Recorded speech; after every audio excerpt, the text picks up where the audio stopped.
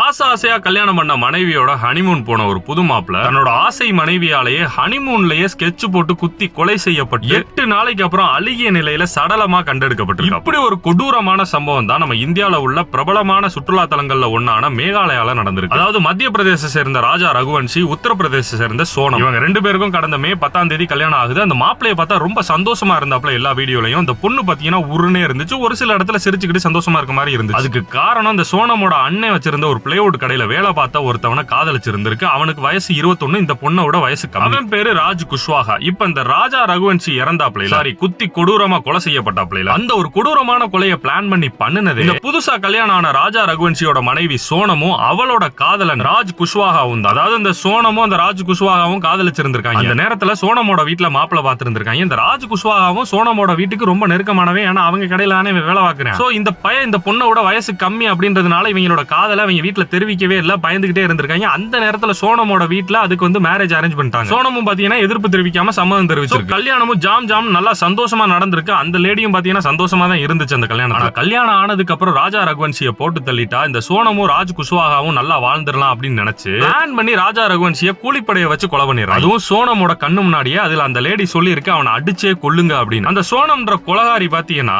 அவ வீட்டுல அவளோட காதலை சொல்ல பயந்துகிட்டு அவளை ஆசையா கல்யாணம் பண்ண வந்த ஒருத்தவனை தனக்கும் விருப்பம் இருக்கிற மாதிரி ஆசையா கல்யாணம் பண்ற மாதிரி நடிச்சு அவனை ஹனிமூன் கூட்டு போய் க்ளோஸ் பண்ணிருக்கா. ஒரு உயிரை ஆளை வச்சு எடுக்கிற அளவுக்கு தைரியம் இருக்க இவளுக்கு அவளோட காதலை வீட்டுல சொல்றதுக்கு தைரியம் இல்லாம இருந்திருக்கும். இப்ப இந்த லேடியையும் இவளோட காதலனையும் போலீஸ் அரெஸ்ட் பண்ணிருக்காங்க. அந்த 3 பேரையும் அரெஸ்ட் பண்ணிருக்காங்க. இந்த ஒரு கொடூரமான கொலையை பத்தி இன்னும் டீடைலா தெரிஞ்சுக்கணும்னு நினைச்சீங்கன்னா நம்ம கம்பி கட்டும் கதைகள் 2.0 யூடியூப் சேனல்ல கொஞ்சம் டீடைலா போட்டிருக்கேன், போய் பார்த்து தெரிஞ்சுக்கோங்க.